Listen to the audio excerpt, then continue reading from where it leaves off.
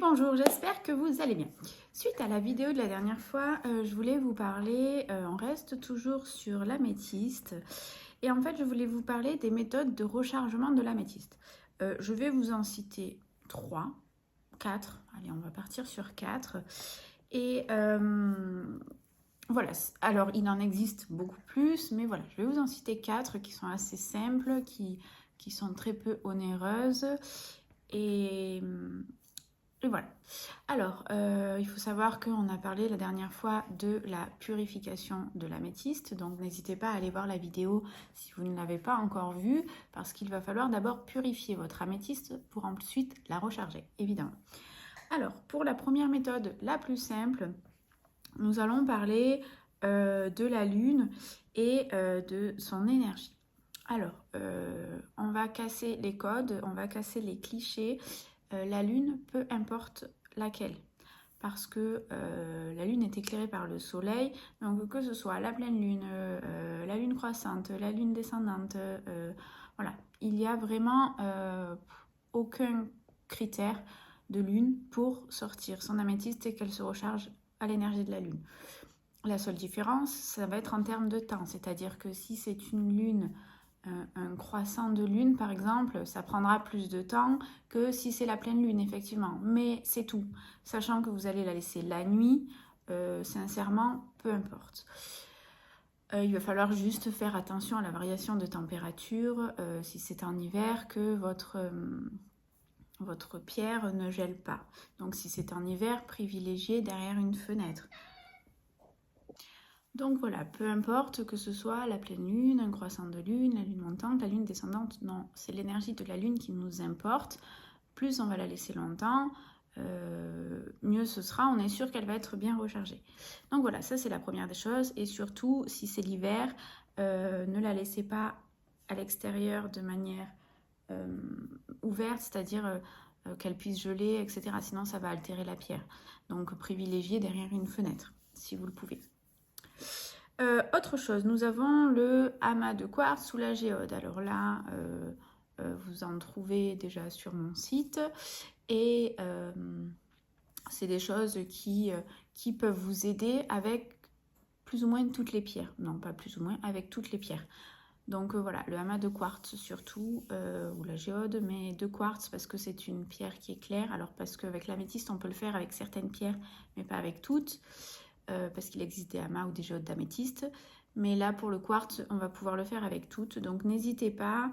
Voilà, vous placez votre pierre, peu importe sa forme. Là, on est sur une pierre roulée, mais ça peut être un bijou, ça peut être un bracelet. Un bracelet, c'est un bijou, vous me direz. Voilà, peu importe la forme de l'améthyste, vous la placez sur votre amas ou sur votre géode pour qu'elle puisse se recharger et vous la laissez quand même un certain nombre d'heures. Donc, le mieux, c'est vraiment de la laisser une nuit. Comme ça, vous êtes sûr qu'il n'y a pas de souci. La troisième méthode, c'est la fumigation à la sauge. Alors moi, j'aime bien utiliser cette méthode vraiment pour la nettoyer, la pierre, et recharger à la lune ensuite. Mais elle est aussi utilisée pour recharger notre pierre. Donc toujours pareil, on fait brûler que ce soit notre palo santo, notre sauge ou notre encens naturel, hyper important. On fait brûler et on passe notre pierre dans la fumée et on met l'intention qu'elle se recharge. Mais voilà, comme je vous dis, moi c'est une méthode que j'utilise beaucoup pour purifier et que je préfère ne pas utiliser pour recharger, mais sachez que ça fonctionne aussi. Moi je trouve que l'énergie de la lune est tellement puissante qu'en fait, et puis qu'on peut l'utiliser avec toutes les pierres, que du coup, voilà, c'est vraiment une méthode que je privilégie l'énergie de la lune. Une autre méthode qui peut être à portée de main, ça va être de poser sa pierre sur la fleur de vie. Alors là, je suis sceptique ou pas, je ne sais pas, tout est question de croyance. Certains vous diront que la fleur de vie ne fonctionne pas, d'autres vous diront que ça fonctionne. Clairement, testez et vous voyez, vous écoutez, vous ressentez ce que votre pierre vous apporte ou pas suite à une purification et un rechargement à la fleur de vie. Voilà, écoutez-vous, suivez votre intuition. Ensuite, je vais vous citer encore une méthode qui est là un peu plus onéreuse parce qu'il s'agit du bol chantant. Le bol chantant, on l'a vu, pour purifier la pierre, mais il est aussi utilisé pour recharger. Donc il est 2 en 1, mais il a un coût un peu plus important. Le bol chantant, ça coûte quand même un certain prix. Voilà, donc là on a fait vraiment un gros topo de comment on peut recharger sa pierre, son améthyste. Mais voilà, sachez qu'il y a d'autres méthodes, que vous pouvez trouver d'autres méthodes un peu partout. Mais utilisez celle qui vous semble le plus simple pour vous à utiliser, le plus approprié, parce que peut-être que certaines méthodes ne vous parleront pas du tout.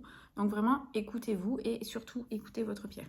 Ce qui est très important, c'est de le faire de manière régulière, parce que sinon elle va perdre ses bienfaits, parce qu'elle va être trop chargée. Donc, et surtout de penser à purifier avant de recharger. Hyper important. Et dans cet ordre-là, sinon ça n'a pas d'intérêt. Donc voilà, je vous souhaite une bonne journée. On se retrouvera très vite pour une prochaine vidéo. Et puis je vous dis à bientôt. Bye bye.